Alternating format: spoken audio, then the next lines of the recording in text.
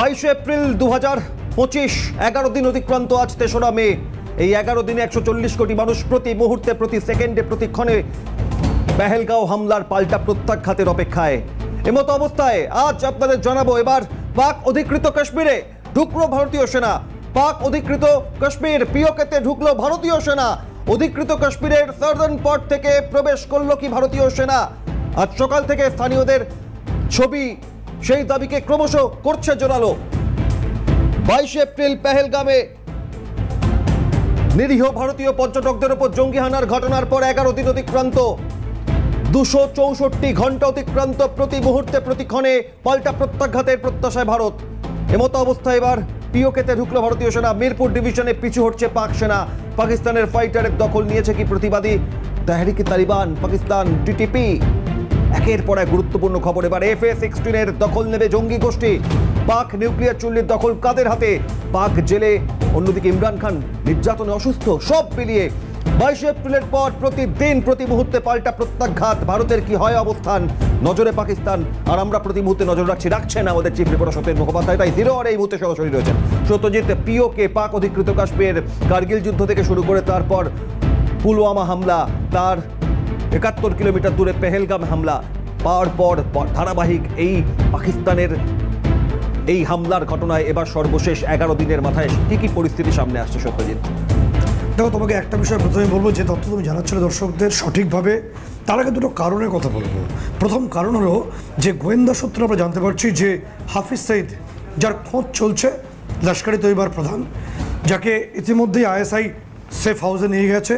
এবার হাফিজ যেহেতু সেফ হাউসে গেছে, গা ঢাকা দিয়েছেন, তার ছেলে তালহা সঈদ লস্কর, তার ছবি আমরা স্ক্রিনে দেখাবো, তাকে পাক অধিকৃত কাশ্মীরে ভারতের সম্পর্কে বিষোদ্গার করতে দেখা গেছে। ভারতের সম্পর্কে বা ভারতের বিরুদ্ধে জঙ্গি অনুপ্রবেশ কী করে করা যায় সেই মুভমেন্টে রিসেন্টলি দেখা গেছে।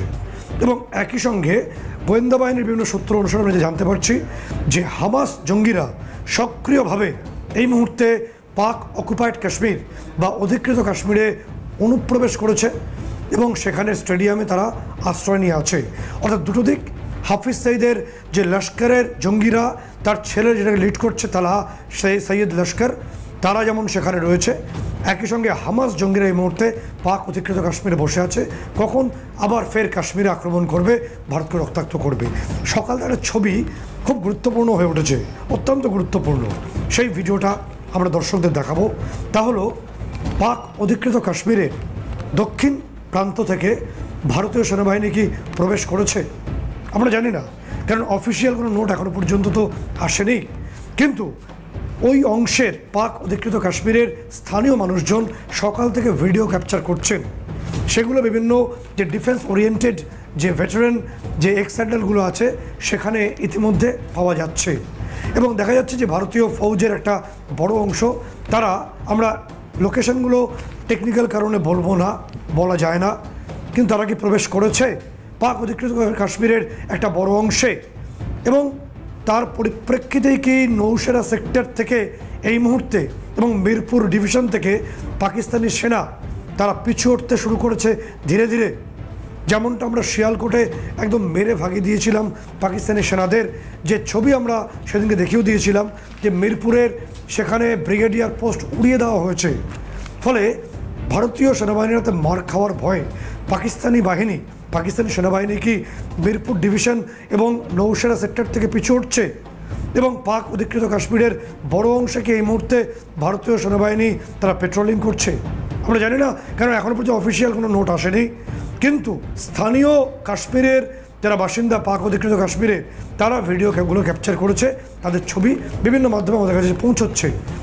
একই সঙ্গে গুরুত্বপূর্ণ বিষয় যে পাকিস্তানের অবস্থার কথা কতটা নৈরাজ্য তোমাকে বলে রাখবো, যে খাইবার পাখতুনখোয়ার যে এয়ারবেস রয়েছে কোহাট, আপাতত যে আমরা পাচ্ছি কোহাট অথবা গাজী, এই দুটোর মধ্যে যখন একটা এয়ারবেস, সেই এয়ারবেস থেকে আমরা যে তথ্য পাচ্ছি একদম ছবি সহকারে দেখাবো, যে সেখান থেকে JF-17 ফাইটার জেট, যা দিয়ে পাকিস্তান ভারতকে ভয় দেখানোর চেষ্টা করেছিল, সেই ফাইটার জেট ইতিমধ্যে টিটিপি বিদ্রোহীরা তারা দখল করে নিয়েছে। আমরা ভিডিওতে দেখাবো, কিচ্ছু মানে এক সময় ছোট্ট সময়ের ছবি আমরা দেখাতে পারছি, যেটা আমাদের হাতে পৌঁছেছে এই মুহূর্তে। টিটিপি বিদ্রোহীরা যে ফাইটার জেট তার দখল নিয়ে বেরিয়ে যাচ্ছে পাকিস্তানের অধিকৃত অংশ থেকে বা পাকিস্তানের সেনাবাহিনীর হাত থেকে।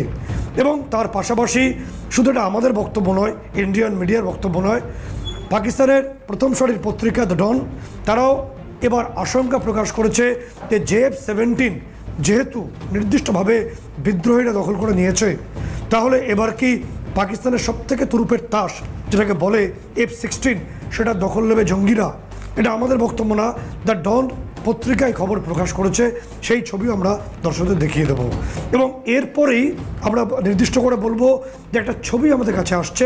আমরা কাশ্মীরের কোন অংশে এই ঘটনা সেটা বলবো না, কিন্তু ভারতবর্ষের সবথেকে গুরুত্বপূর্ণ সেক্টর আফসোড ডিভিশন, অর্থাৎ arm forces special operation division. এই আর্ম ফোর্সেস স্পেশাল অপারেশন ডিভিশনের যাকে সংক্ষেপে আফসোড বলা হয়, সেখানে গরুর, মার্কোস এবং নির্দিষ্ট প্যারা SF তিনটে বাহিনীর যে সেরা কমান্ডারদের নিয়ে এই অফসোড ডিভিশন তৈরি হয়। এই অফসোড ডিভিশনের একটা স্পেশাল মহড়া, তার ছবি আমরা স্ক্রিনে রাখবো। সেই মহড়া আমরা দেখতে পাচ্ছি। তাদের এই মহড়া তো হতেই পারে, কিন্তু কাশ্মীরের যে অংশ হয়েছে সেই অংশের কথা আমরা উল্লেখ করব না, কিন্তু আমরা বলবো তারা যে পোশাক ইউনিফর্ম পরেছে ভীষণ ইম্পর্ট্যান্ট। আমি উল্লেখ করে দেবো যে নির্দিষ্টভাবে যে স্পেশাল যে অফসোড ডিভিশনের যারা রয়েছেন কমান্ডোরা, তাদের যে পোশাক রয়েছে এই পোশাকটা অত্যন্ত গুরুত্বপূর্ণ, কারণ তাদের পোশাকে রয়েছে যে ধরনের স্পেশাল শিল্ড আছে। এই শিল্ডটা মূলত যে নিউক্লিয়ার যে বিভিন্ন রিঅ্যাক্টরগুলো থাকে, চুল্লিগুলো থাকে, সেগুলোয় কোনো যদি অপারেশন করতে হয় তাহলে এই ধরনের পোশাক পরা হয়। তার সঙ্গে তাদের হাতে রয়েছে অত্যন্ত অত্যাধুনিক অস্ত্র এবং মানে হ্যান্ড টু হ্যান্ড কম্বাটের জন্য যে সাইড আর্মার থাকে তাও রয়েছে। যে আশঙ্কা করা হচ্ছে যে পাকিস্তানে ফাইটার জেট যেমন নির্দিষ্টভাবে জঙ্গি গোষ্ঠীগুলোর হাতে চলে গেছে, তার পাশাপাশি পাকিস্তানের বিভিন্ন অংশে যে পারমাণবিক রিঅ্যাক্টরগুলো আছে, চুল্লিগুলো আছে, সেগুলোর দখল কি জঙ্গিরা নিয়ে ফেলেছে বা নিতে চলেছে। সেই কারণে কি, কারণ আমাদের মাথায় রাখতে হবে যে রাশিয়ার যে ঘটনাটা ঘটে গেছিল অনেক বছর আগে, সেই চেরনোবিলে যখন নিউক্লিয়ার রিঅ্যাক্টর ব্লাস্ট করেছিল তখন তার যে রেডিয়েশন একদম ছড়িয়ে পড়েছিল, বিপুল ক্ষতি হয়েছিল। ফলে পাকিস্তানের নিউক্লিয়ার রিঅ্যাক্টর যদি কোনোভাবে জঙ্গিদের হাতে চলে যায় তাহলে সেটা মারাত্মক সমস্যা হবে এই রিজিয়নের জন্য। তাহলে আমাদের স্পেশাল ফোর্স কি সেই ধরনের অপারেশনে রেডি হচ্ছে যে জঙ্গিদের হাতে যে সমস্ত রিঅ্যাক্টরগুলো এই মুহূর্তে রয়েছে সেগুলোর নিয়ন্ত্রণ আমরা নেব? আমরা বলতে পারছি না সত্যি সত্যি হবে কি না। যদি হয় তাহলে তো আমাদের যে স্পেশাল ফোর্স আফসোড ডিভিশন তারা রেডি হয়েই রয়েছে, তারা সীমান্ত পেরিয়ে সেই ব্যবস্থা করবে এই অঞ্চলকে বাঁচানোর জন্য।